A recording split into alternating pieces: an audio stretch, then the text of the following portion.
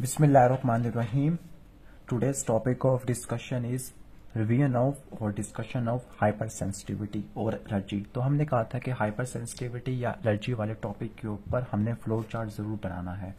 तो ये इस फ्लो चार्ट में आपको हाइपर सेंसिटिविटी और एलर्जी के ऊपर मैंने तकरीबन अच्छा सा नोट्स बना दिया है, ठीक है। तो आपको काफी ज्यादा अच्छा फील होगा इस फ्लो चार्ट को करने के बाद। सबसे पहले हम बेसिक ओवरव्यू को ले लेते हैं। हाइपर सेंसिटिविटी, एलर्जी और ऑटो इम्यून डिसऑर्डर में फर्क क्या होता है? तीनों की तीनों रिस्पॉन्स है, तीनों के अंदर आपको इनएप्रोप्रिएट एक्सैजरेटेड रिस्पॉन्स देखने को मिलता है। अभी हम हाइपर सेंसिटिविटी और ऑटोइम्यून को कंपेयर कर लेते हैं। इन दोनों के अंदर एग्जैजरेटेड या इनएप्रोप्रिएट इम्यून रिस्पांस देखने को मिलता है। ये इम्यून रिस्पांस ऐसे एंटीजन के अगेंस्ट देखने को मिलेगा जो बिनाइन होते हैं। अब डिपेंडिंग अपॉन एंटीजन कहाँ पे है, एंटीजन की लोकेशन क्या है। अगर एंटीजन किसी एक्सटर्नल स्टिमुलस के अगेंस्ट या एंटीजन कोई एक्सटर्नली होगा, एक्सटर्नल स्टिमुलाई के तौर पे काम आएगा। इन शॉर्ट जो एक्सटर्नल एंटीजन होते हैं उनके अगेंस्ट जो इम्यून रिस्पॉन्स आता है और वो इम्यून रिस्पॉन्स एग्जैजरेटेड या इनएप्रोप्रिएट होता है, तो उसको बोलते हैं हाइपर सेंसिटिविटी। या फिर जो इम्यून रिस्पॉन्स इनएप्रोप्रिएट एक्सैजरेटेड आता है इंटरनल स्टिमुलाई के अगेंस्ट, इंटरनल एंटीजन के अगेंस्ट, तो उसको बोलते हैं auto immune disease. For example आपको पता है कि माइस्थीनिया ग्रेविस ये ऑटोइम्यून डिसऑर्डर है, तो इसमें निकोटीनिक रिसेप्टर के ऊपर जो न्यूरोमस्कुलर जंक्शन के ऊपर पड़े हुए होती है उनके अगेंस्ट एंटीबॉडीज बनना शुरू हो जाती है, तो ये ऑटोइम्यून है। चूंकि जो ये वाले सेल थे ग्रेविस के अंदर TSH रिसेप्टर के अगेंस्ट बनना शुरू हो जाती है। ये हमारे इंटरनल स्टिमुलस के अगेंस्ट इनएप्रोप्रिएट या एग्जैजरेटेड रिस्पॉन्स था, that is why this is called auto immune. लेकिन एक्सटर्नल स्टिमुलाई के अगेंस्ट, फॉर एग्जांपल पेनिसिलिन है, पोलेंस है, किसी ड्रग एजेंट की वजह से, हैवी मेटल्स की वजह से, ये सारे के सारे एक्सटर्नल स्टिमुलाई है, एक्सटर्नल एंटीजन है, इनके अगेंस्ट इनएप्रोप्रिएट एक्सैजरेटेड इम्यून रिस्पॉन्स को हाइपर सेंसिटिविटी बोलते हैं। अब जो इम्यून रिस्पॉन्स आता है, हाइपर सेंसिटिविटी वैसे हमने पढ़ना है इस चैप्टर के अंदर, लेकिन आपको हाइपर सेंसिटिविटी का ऑटोइम्यून से बता दिया। इसके बाद हम हाइपर सेंसिटिविटी और एलर्जी में देख लेंगे डिफरेंस, लेकिन अभी हम हाइपर सेंसिटिविटी की बात करेंगे। हाइपर सेंसिटिविटी में जो इम्यून रिस्पॉन्स आता है वो इम्यून रिस्पॉन्स एंटीजन स्पेसिफिक आता है। किस तरह से कि अगर एक्सटर्नल एंटीजन के अगेंस्ट पहला कॉन्टैक्ट था, फर्स्ट कॉन्टैक्ट था, तो वो फर्स्ट कॉन्टैक्ट हमारे इम्यून सिस्टम को सेंसिटाइज कर देगा, हमारे अडाप्टिव इम्यूनिटी को एक्टिवेट कर देगा, प्राइम कर देगा अडाप्टिव इम्यूनिटी को। तो सबसे पहला जो कॉन्टैक्ट होगा ना, तो पहले कॉन्टैक्ट की वजह से हमारा अडाप्टिव इम्यून सिस्टम की एक्टिविटी थोड़ी ज्यादा होगी और हमारा जो फॉर एग्जांपल एस्थमा में IgE एंटीबॉडी पहले से बनी बनाई हो जमा हो जाएगी पहले कॉन्टैक्ट में, लेकिन वो ज्यादा नुकसान नहीं पहुंचाएगी।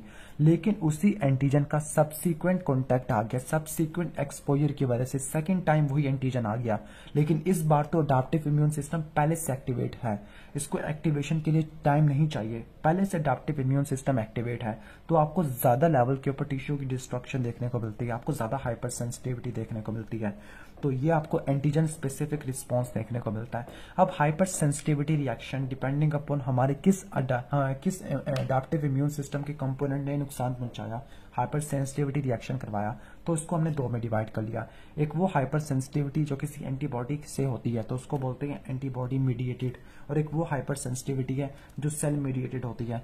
अब जो एंटीबॉडी मीडिएटेड हाइपर सेंसिटिविटी है वो तीन तरह की होती है, टाइप 1, टाइप 2, टाइप 3, जबकि cell mediated hyper sensitivity reaction या सेंसिटिविटी ये जो सेल मीडिएटेड होती है उसको बोलते हैं टाइप 4। तो आइंदा से हम टाइप 1, टाइप 2, टाइप 3 और टाइप 4 हाइपर सेंसिटिविटी रिएक्शन पढ़ेंगे। अब इसमें से जो टाइप 1 होती है, ये जो typical immediate hyper sensitivity reaction का नाम सुनते हैं आप, एनाफिलैक्टिक रिएक्शन का नाम सुनते हैं, इसी इमीडिएट हाइपर सेंसिटिविटी को, इसी एनाफिलैक्टिक हाइपर सेंसिटिविटी को एलर्जी बोलते हैं। तो टाइप 1 हाइपर सेंसिटिविटी रिएक्शन को हम एलर्जी बोलते हैं। बाकी जो टाइप 2, टाइप 3, टाइप 1 तीनों की तीनों एंटीबॉडी मीडिएटेड होती है। इन शॉर्ट के इसमें फर्स्ट कॉन्टैक्ट होगा एंटीजन के साथ, तो वहां पर एंटीबॉडीज बनना शुरू हो जाएगी और वो एंटीबॉडीज किसी भी टिश्यू के ऊपर एक्यूमुलेट होना शुरू हो जाएगी। दोबारा से उसी एंटीजन का एक्सपोजर होगा, सब्सिक्वेंट एक्सपोजर के ऊपर एंटीबॉडी पहले से बनी हुई है, तो एंटीजन एंटीबॉडी का कॉम्प्लेक्स होगा और वो टिश्यू को डिस्ट्रॉय करना शुरू कर देगा। ये पूरा थीम चलनी है इस चैप्टर के अंदर, और ये चैप्टर बहुत ज्यादा इंपॉर्टेंट है। हर इस चैप्टर में से बहुत ज्यादा CQ आई है, that is why I have started this chapter. ये चैप्टर हमने स्टार्ट किया है।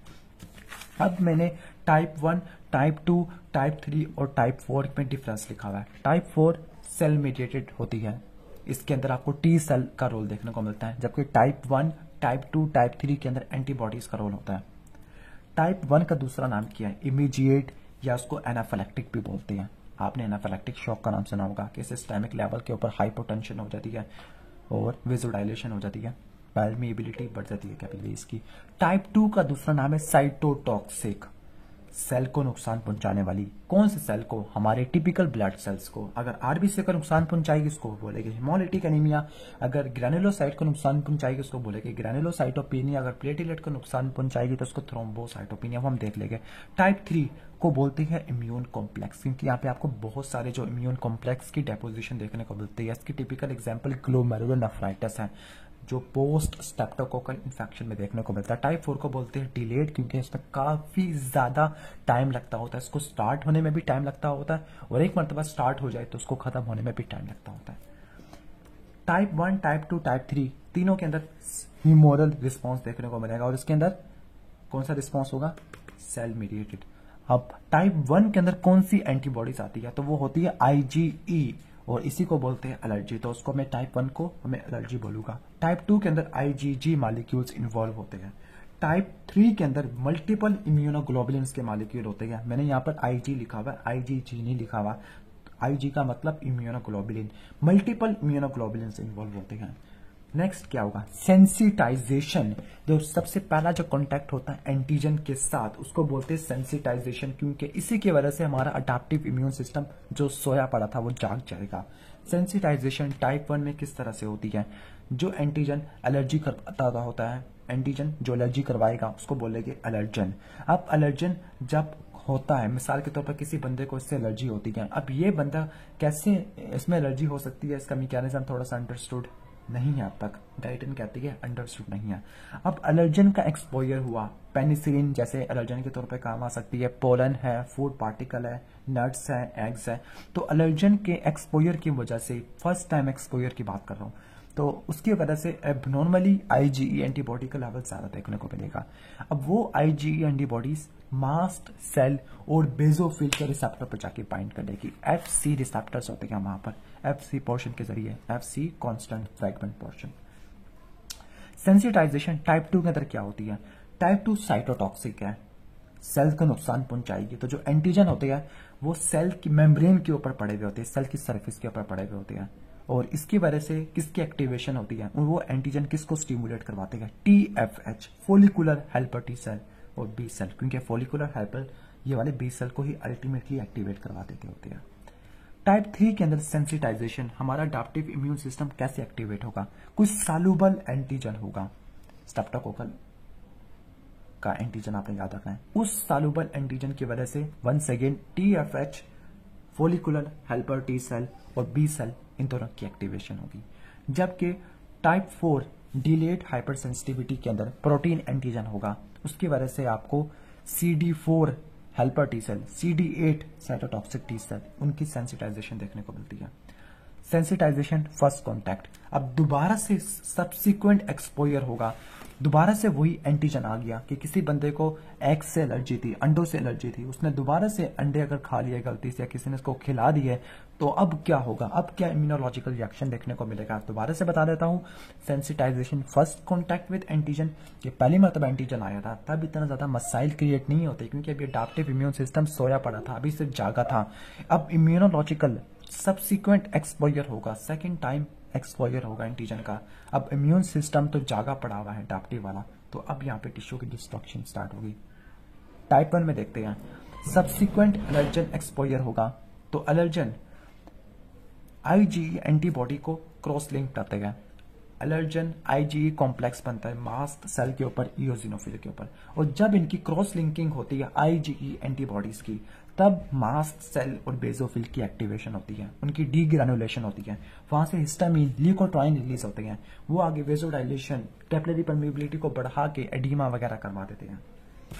इसके अंदर क्या इम्यूनोलॉजिकल रिएक्शन होगी? Antibody cell membrane antigen complex, क्योंकि यहाँ पे जो एंटीजन होगा वो सेल मेम्ब्रेन के ऊपर पड़ा हुआ होगा, चाहे वो RBCs की है, चाहे वो WBCs की है, चाहे वो थ्रोम्बोसाइट्स या प्लेटलेट्स की है।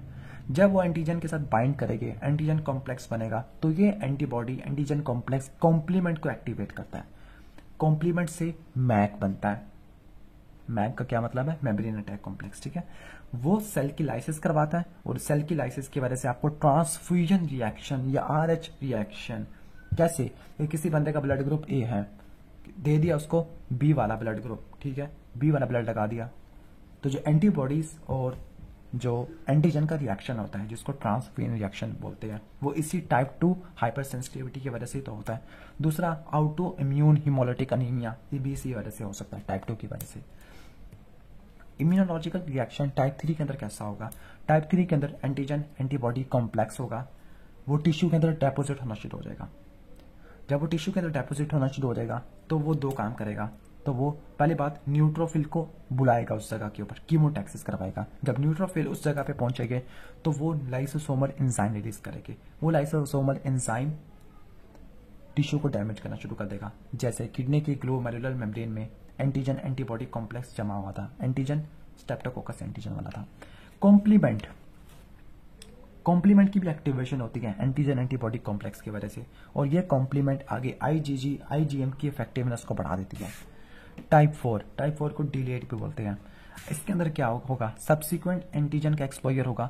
तो यहाँ पे जो सेल बनते हैं वो टी सेल होती है, स्पेशली हमारे जो मेमोरी टी सेल होते हैं। कोई भी अगर इन्फेक्शन होता है ना, तो उस इन्फेक्शन जब खत्म होने वाला होता है तो उसके नतीजे में कुछ मेमोरी सेल भी बोलते हैं। वो मेमोरी सेल सब्सिक्वेंट एक्सपोजर को मिनिमाइज करने के लिए इंपॉर्टेंट होती है। तो memory T cell cytokine release करते होते हैं। अब वो साइटोकाइन जिसमें लिम्फोकाइन होता है इन्फ्लेमेशन को इंड्यूस करता होता है, और यही लिम्फोकाइन मैक्रोफेजेस की एक्टिवेशन कराता है। मैक्रोफेज उस जगह पे पहुंचेंगे तो वो लाइसोसोमल एंजाइम रिलीज करेंगे, और वो लाइसोसोमल एंजाइम टिश्यू को डिस्ट्रक्ट करना शुरू कर देगा। डिस्ट्रक्शन देखने को मिलेगी, इन्फ्लेमेशन देखने को मिलेगी। ये थोड़ा डिफरेंस है टाइप 1, टाइप 2, टाइप 3, टाइप 4। लेकिन कहानी यहाँ पे खत्म नहीं हुई। जो टाइप 1 है उसका ड्यूरेशन ऑफ एक्शन या कितना ड्यूरेशन का होता है, टाइप 1 का मिनट्स में होता है, टाइप 2 का घंटों से लेकर दिनों तक, इसका 2 से लेकर 3 हफ्ते, और टाइप 4 का सबसे ज्यादा होता है 2 से लेकर 3 दिन। That is why this is called delayed type hypersensitivity. Examples क्या है? टाइप 1 में systemic anaphylaxis, urticaria, hives, asthma, hay fever में रिनाइटस, और आप कह सकते हैं कंजक्टिवाइटिस, ठीक है, एलर्जिक कंजक्टिवाइटिस है। एटॉपिक डर्मेटाइटिस, इसको एक्जिमा बोलते हैं। एंजियोडीमा, या बाज़ वक़्त ऐसा होता है कि किसी फॉरेन सब्सटेंस के अगेंस्ट एलर्जी आना शुरू हो जाती है। Foods, nuts, egg, shellfish, pollens के अगेंस्ट, पेनिसिलिन के अगेंस्ट, बी वेनम के अगेंस्ट, या लैटिक्स ग्लव्स के अगेंस्ट आ सकती है। टाइप 2 कहा था कि साइटोटॉक्सिक है। अगर आरबीसी को उड़ा दिया एंटीबॉडी ने तो हिमोलिटिक अनीमिया, न्यूट्रोफिल्स को उड़ा दिया, न्यूट्रोपीनिया, प्लेटलेट को उड़ा दिया, थ्रोम्बोसाइटोपिनिया, गलत खून दे दिया, एबीओ ट्रांसफ्यूजन रिएक्शन। अगर बेबी में आरएच इनकम्पैटिबिलिटी होगी, एरिथ्रोब्लास्टोसिस फेटालिस, रूमेटिक फीवर हो सकता है, या गुड पास्चर सिंड्रोम। इन सबको डिटेल से हमने पढ़ना है। टाइप 3 में सिस्टेमिक ल्यूपस एरिथ्रोमाटोसिस, रूमेटाइड आर्थराइटिस, क्योंकि इसमें एंटीजन एंटीबॉडी के कॉम्प्लेक्स बनना शुरू हो जाती है, टिश्यू में डेपोजिट होना शुरू हो जाती है। Post streptococcal glomerulonephritis, IgA neuropathy, serum sickness, hypersensitive pneumonia जिसको फार्मर लंग्स। इसके बाद टाइप 4 में contact dermatitis, poison oak, ivy, tuberculin skin test, drug rash, आगे Steven Johnson syndrome, toxic epidermal necrolysis, erythema multiforme. तो ये सारी examples होगी। तो इस तरह से मैंने डिफरेंस बना के लिखा हुआ है। टाइप 1 अदर नेम, यानी टाइप 1, टाइप 2, टाइप 3, टाइप 4 में other names, adaptive component, sensitization, immunological reaction. इसके बाद कितना होता है इनका ड्यूरेशन ऑफ एक्शन और क्लिनिकल मैनिफेस्टेशन, यानी कि डिजीज के नाम जो टाइप 1, टाइप 2, टाइप 3 और टाइप 4 को फॉलो करते हैं। सॉरी, एग्जाम में ये वाला सवाल बहुत मरतबा आता है कि किसी डिजीज का नाम दे देगा, कहेगा एबीओ ट्रांसफ्यूजन रिएक्शन क्या है, किस टाइप में आता है, तो टाइप 2 में आता है। पूछेगा रूमेटाइड आर्थराइटिस किस में आता है, टाइप 3 में आता है। स्टीवन जॉनसन सिंड्रोम किस में आता है, टाइप 4 में आता है। एंजियोडीमा टाइप 1 में आता है। रूमेटाइड फीवर टाइप 2 में आता है। गुड पास्चर टाइप 2 में आता है। फार्मर लैंग टाइप 3 के अंदर आता है। कॉन्टैक्ट डर्मेटाइटिस टाइप 4 के अंदर आता है। तो एग्जाम के अंदर किसी भी डिजीज के नाम देकर वो आपसे पूछ सकता है कि यह किस हाइपर सेंसिटिविटी के अंदर आ रही है। अब हम स्टार्ट करते हैं प्रॉपर टाइप 1 एलर्जी को। टाइप 1 हाइपर सेंसिटिविटी रिएक्शन, जिसको इमीडिएट, जिसको एनाफिलैक्टिक और जिसको हम टिपिकल एलर्जी भी बोलते होते हैं। अब इसका मैकेनिज्म ऑफ हाइपर सेंसिटिविटी क्या है, ये पूरा डिटेल से मैंने मैकेनिज्म बनाया हुआ है, इसको आपने समझना है। सबसे पहले आपका फर्स्ट कॉन्टैक्ट होता है, फिर इसके बाद आपने सब्सिक्वेंट कॉन्टैक्ट लाना है। उसी सबसीक्वेंट एक्सपोजर की वजह से ही आपको हाइपर सेंसिटिविटी रिएक्शन एलर्जी देखने को मिलेगी। सबसे पहले वो बंदा जो अलर्जिक है, आईजीई बाइस्ड है। अब कौन सा इंडिविजुअल ऐसा है जो आईजीई बनाएगा किसी अलर्जन के रिस्पॉन्स में? अभी इसका मैकेनिज्म अभी तक नहीं पता चला, लेकिन कोई एक फिनोमिना होता है, इसको बोलते हैं एटोपी। वो डिटरमिन करती है कि ये आईजीई बाइस्ड होगा, इसमें एलर्जी होगी या नहीं होगी, वो हम बाद में देखेंगे। सबसे पहले अलर्जन का फर्स्ट टाइम एक्सपोजर होगा किसको? अलर्जिक या आईजीई बाइस्ड पर्सन को। अब अलर्जन क्या क्या हो सकता है? कोई फूड्स हो सकती है, नट्स हो सकती है, शेलफिश, एग्स, पोलन हो सकता है, पेनिसिलिन हो सकती है, बी विनोम हो सकता है, लैटेक्स ग्लव्स हो सकती है।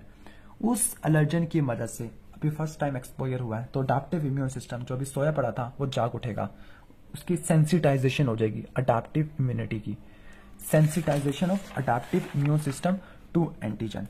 फिर उस सेंसिटाइजेशन में होगा क्या? उस सेंसिटाइजेशन में फोलिकुलर हेल्पर सेल एक्टिवेट होते हैं। फोलिकुलर, इन्होंने बी सेल की एक्टिवेशन करवानी है। पहले चीज प्रोड्यूस करेंगे इंटरल्यूकिन 4। इंटरल्यूकिन 4 उसकी स्विचिंग करा लेगी। नॉर्मली प्राइमरी रिस्पॉन्स के अंदर आपको आईजीएम की सिंथेसिस देखने को मिलती है। नॉर्मली आईजीएम की प्रोडक्शन होती है किसी भी प्राइमरी रिस्पॉन्स, कोई भी किसी भी इन्फेक्शियस अगर पार्टिकल आ गया। लेकिन अगर क्लास स्विचिंग होती है तो वो आईजीएम प्रोड्यूस करने के बजाय आईजीई प्रोड्यूस करना शुरू कर देगा। कैसे क्लास स्विचिंग हुई? इंटरल्यूकिन 4 की वजह से। यही follicular helper T cell interleukin 21 produce करेगा। ये इंटरल्यूकिन 21 बी सेल को मेच्योर करवाते हैं, बी सेल को प्लाज्मा सेल में कन्वर्ट कराते हैं, और ये प्लाज्मा सेल आईजीई प्रोड्यूस करता है। पहले तो उसकी क्लास को चेंज किया, फिर इसको मेच्योर बना के प्लाज्मा सेल में कन्वर्ट करा दिया। अब प्लाज्मा सेल बन गया तो वो आईजीई प्रोड्यूस करेगा। अब जो आईजीई इम्यूनोग्लोबुलिन्स है, इनका एफसी पोर्शन होता है, तो ये मास्ट सेल और बेजोफिल के ऊपर FC receptor, constant fragment receptors होती है, उनके साथ जाके बाइंड करती है, और वहां पे ये अभी तक तो सिर्फ बाइंड की हुई, अभी तक आपको कोई साइन सिम्टम नहीं देखने को मिले एलर्जी के। लेकिन उसी एंटीजन का, उसी एलर्जन का री एक्सपोजर हो गया। एलर्जन क्या क्या हो सकता है? नट्स हो सकते हैं, शेलफिश हो सकती है, एग्स हो सकती है, पोलन्स हो सकती है, पेनिसिलिन हो सकती है, बी विनोम हो सकता है, लैटेक्स ग्लव हो सकते हैं। तो मास्ट सेल और बेजोफिल की एक्टिवेशन देखने को मिलेगी। अब उसकी एक्टिवेशन की वजह से आपको दो टाइप के रिस्पॉन्स देखने को मिलते हैं। एक होता है अर्ली रिस्पॉन्स, एक होता है लेट रिस्पॉन्स। अर्ली रिस्पॉन्स उस वक्त होगा जब एंटीजन की री एक्सपोजर होती है, उसके चंद ही मिनटों बाद आपको अर्ली रिस्पॉन्स देखने को मिलता है, और उसके 6 घंटे के बाद लेट रिस्पॉन्स देखने को मिलता है। इन दोनों रिस्पॉन्स में कुछ ना कुछ मीडिएटर्स रिलीज होते हैं। मीडिएटर्स को रिलीज करवाना है तो फिर सेल के अंदर साइक्लिक जीएमपी या कैल्शियम के लेवल को बढ़ाना पड़ेगा। कौन से सेल? मास्ट सेल्स या बेजोफिल।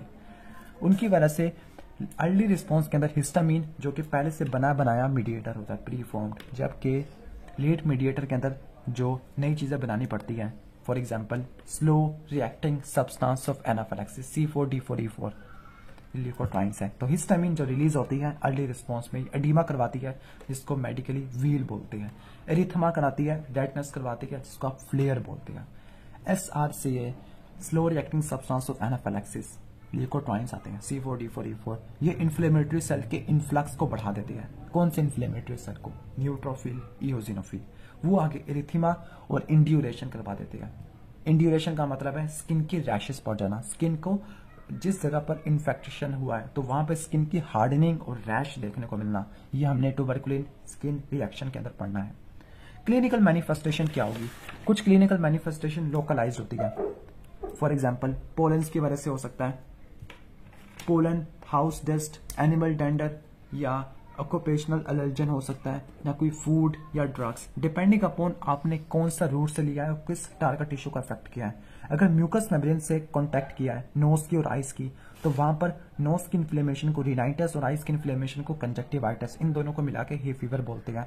अगर pollen, house dust, animal dander, airborne occupational allergen की इनहेलेशन किया तो लंग्स के अंदर इन्फेक्शन देखने को मिलेगा, लंग्स की टिश्यू डिस्ट्रक्शन देखने को मिलेगी, और इसको बोलते हैं एस्थमा। अगर फूड के अंदर एलर्जन था और इसके इंजेक्शन किया तो आपको जीआईटी के ऊपर साइन सिम्टम देखने को मिलेगी, और क्या देखने को मिलेगा? इओजिनोफिलिक एसिफिजाइटिस, इसोफिजाइटिस इन्फ्लेमेशन है। और अगर फूड्स और ड्रग्स को डिफरेंट रूट से जरिए लिया तो स्किन के ऊपर रिएक्शन देखने को मिला, तो स्किन के ऊपर यूरिटिकेरिया हो जाएगा, हाइव्स हो जाएंगे। तो ये लोकलाइज रिस्पॉन्स देखने को मिला। सिस्टेमिक एनाफिलैक्सिस में क्या देखने को मिल सकता है? सिस्टेमिक एनाफिलैक्सिस में क्या होगा? पीनट, शेलफिश, बी विनम, पेनिसिलिन, इनकी वजह से सिस्टेमिक एनाफिलैक्सिस होती है। पीनट, शेलफिश और बी वेनम, इनमें पूरे का पूरा इंटैक्ट प्रोटीन मॉलिक्यूल है जिसने हाइपर सेंसिटिविटी करानी है, जबकि पेनिसिलिन एक हैप्टेन मॉलिक्यूल है। हैप्टेन ऐसा मॉलिक्यूल जो स्टिमुलेट नहीं कर सकता, डायरेक्ट इम्यूनोजन नहीं है, इसको किसी ना किसी ह्यूमन प्रोटीन के साथ बाइंड करवाना पड़ता है, तब ये एंटीजन बनता है। तब जब एंटीजन बनेगा तो ये आईजीई एंटीबॉडीज की क्रॉस लिंकिंग करवाएगा, फाइनली वही हिस्टामिन रिलीज होगा मास्ट सेल से, बेसोफिल से, वो शॉक करवा देगा। लेकिन ये सिस्टेमिक लेवल के ऊपर देखने को मिलता है। शॉक होगा, टिश्यू की हाइपोपरफुजन होगी, हाइपोटेंशन होगी, वीजिंग होगी, प्लूराइटिस, इचिंग होगी, यूटिकेरिया होगा जिसको हाइव्स बोलते हैं, एस्फिक्सिया हो सकता है, कार्डिक अरेस्ट हो सकता है। और लास्ट तीसरी जो क्लिनिकल मैनिफेस्टेशन है वो है अल्फा जेल। बाज़ वक़्त ऐसा होता है कि कुछ लोगों को टिक, जिसको चिच्चड़ आई थिंक बोलते हैं, चिच्चड़ या पता नहीं क्या बोलते हैं, उसको टिक ने अगर काट लिया उस बंदे को, तो उस टिक के स्लाइवा में एक होता है कंपाउंड जिसको बोलते हैं डाइग्लैक्टोसाइड। ठीक है, जब वो काटता है तब डाइग्लैक्टोसाइड की इंजेक्शन होती है, इसके अगेंस्ट आईजी की एंटीबॉडीज बनती है। लेकिन दोबारा से रेड मीट ले लिया, अभी रेड मीट बीफ का हो सकता है, पोर्क यानी पिग का हो सकता है, लैम्ब या भेड़ का हो सकता है। अब उस रेड मीट के अंदर अगर डाइग्लैक्टोसाइड हुआ तो उसके अगेंस्ट आपको हाइपर सेंसिटिविटी रिएक्शन एक्टिवेट हो जाएगा, हिस्टामिन रिलीज हो जाएगी, मीडिएटर्स रिलीज हो जाते हैं, और ये गोश्त खाने के 4 से 6 घंटे के बाद आना शुरू हो जाती है। क्या क्या साइन सिम्टम आएंगे? हाइव्स, क्लिनिकल मैनिफेस्टेशन हाइव्स आएगा, शॉर्टनेस ऑफ ब्रेथ आएगा, वॉमिटिंग भी हो सकती है, उसको बोलते हैं अल्फा जेल। अब कौन कौन से मीडिएटर्स होते हैं इसके अंदर टाइप 1 हाइपर सेंसिटिविटी रिएक्शन के अंदर या एलर्जी के अंदर? तो इसके अंदर histamine, slow reacting substance of anaphylaxis, eosinophil, chemotactic factor है, serotonin, prostaglandin, thromboxane, platelet activating factor, cytokines. Histamine कहां से प्रोड्यूस होता है? बेसोफिल और मास्ट सेल से बना बनाया, एसआर से है, slow reacting substance of anaphylaxis, इनको बनाना पड़ता है मास्ट सेल में, बेसोफिल में, इन सब में मास्ट सेल और बेसोफिल आएगा। इओसिनोफिल, केमोटैक्टिक फैक्टर पहले से बना बनाया, सेरोटोनिन पहले से बना बनाया, प्रोस्टाग्लैंडिन इनको बनाना पड़ता है, प्रोड्यूस करवाना पड़ता है, प्लेटलेट एक्टिवेटिंग फैक्टर इनको भी प्रोड्यूस करवाना पड़ता है, उनको रिलीज करवाना पड़ता है। इनके रोल को देख लेते हैं। हिस्टामिन है, वेजोडायलेशन करवानी है, कैपिलरी परमिएबिलिटी को बढ़ा देना है, बिल्कुल वही चीज है जो आपने इन्फ्लेमेशन वाले चैप्टर में पढ़ी थी। स्मूथ मसल की कॉन्ट्रैक्शन को बढ़ा देना है, और एक्यूट एनाफिलैक्सिस के अंदर इसने ब्रोंकोस्पैज्म करवा देना है, ब्रोंकोस्पैज्म। और इसके अलावा ये क्लिनिकल डिसऑर्डर करवाती है हे फीवर। हे फीवर में रिनाइटिस और कंजक्टिवाइटिस होता है, यूटिकेरिया जिसको हाइव्स बोलते हैं, एंजियोएडिमा करवा देना है। एसआर से slow reacting substance of anaphylaxis, इन्होंने भी कैपिलरी परमिएबिलिटी को बढ़ा देना, स्मूथ मसल की कॉन्ट्रैक्शन करा देनी है, ब्रोंकोस्पैज्म करवा देना। इओसिनोफिल, कीमोटैक्टिक फैक्टर, इसने इओसिनोफिल को बुलाना है, कीमोटैक्सिस करवानी है। और जो इओसिनोफिल है इसने हिस्टामिनेज प्रोड्यूस करना है जो हिस्टामिन को तोड़ेगा, तो और एक और एंजाइम प्रोड्यूस करना है, एराइल सल्फेटेज। अब इन दो एक्शन से तो ऐसा लग रहा है कि ये एंटी इन्फ्लेमेटरी है, लेकिन ये कुछ साइटोटॉक्सिक प्रोटीन भी प्रोड्यूस करता है, मेजर बेसिक प्रोटीन। वो क्या करती है? हमारे टिश्यू को डैमेज करना शुरू कर देती है, स्पेशली लंग और इंटेस्टाइन के अंदर। तो वहां पे आपको ऑर्गन की फिब्रोसिस, रीमॉडलिंग देखने को मिल सकती है, और सब्सिक्वेंट एक्सपोजर की वजह से बहुत सारे रिएक्शन ज्यादा भी हो सकते हैं। सेरोटोनिन क्या करता है? सेरोटोनिन भी कैपिलरी परमिएबिलिटी को बढ़ा देता है, वेसोडाइलेशन करवा देता है, ब्रोंको कॉन्स्ट्रक्शन करवा देता है। प्रोस्टाग्लैंडिन में भी कुछ ब्रोंकोस्पैज्म होते हैं, थ्रोम्बोक्सिन प्लेटलेट की एग्रीगेशन को बढ़ा देता है। प्लेटलेट एक्टिवेटिंग फैक्टर ये भी ब्रोंको कॉन्स्ट्रक्शन, हाइपोटेंशन करवा देता है। साइटोकाइंस इंपॉर्टेंट है, साइटोकाइंस टी सेल से प्रोड्यूस होते हैं, जैसे TFH इंटरल्यूकिन 4 प्रोड्यूस करता था, ये इंटरल्यूकिन 4 बी सेल की स्विचिंग कराता था, और एक इंटरल्यूकिन 21 था जिसमें बी सेल की मैच्योरेशन करवानी थी। जो इंटरल्यूकिन 13 है ये ब्रोंकियल हाइपर एक्टिविटी करवा देता है स्टमक के अंदर, इओसिनोफिल की रिक्रूटमेंट करवा देता है। तीसरा फंक्शन मैक्रोफेज को एक्टिवेट करवाता है, फिर मैक्रोफेज फिब्रोसिस और रीमॉडलिंग वगैरह, रिपेयर वगैरह करवा सकते हैं। Helper type 2 cell interleukin 4, 5 produce करते हैं, 9 भी प्रोड्यूस करते हैं, 13 भी प्रोड्यूस करते हैं। 5 और 9 का फंक्शन क्या है? 5 का फंक्शन है इओसिनोफिल के सर्वाइवल को, एक्शन को बढ़ा देना, और 9 का फंक्शन है मास्ट सेल की एक्टिविटी को बढ़ा देना। तो अभी तो हमने पढ़ लिया एनाफिलैक्टिक रिएक्शन टाइप 1 जिसके अंदर आईजीई इन्वॉल्व थी, लेकिन कुछ ऐसे रिएक्शन होते हैं जिनको बोलते हैं एनाफिलैक्टॉइड रिएक्शन। अब ये एनाफिलैक्टिक रिएक्शन से रिजेंबल करते हैं, लेकिन ये रिजेंबलेंस होती है only in terms of clinical sign symptom, लेकिन जो एनाफिलैक्टॉइड रिएक्शंस होती है वो आईजीई मीडिएटेड नहीं होती।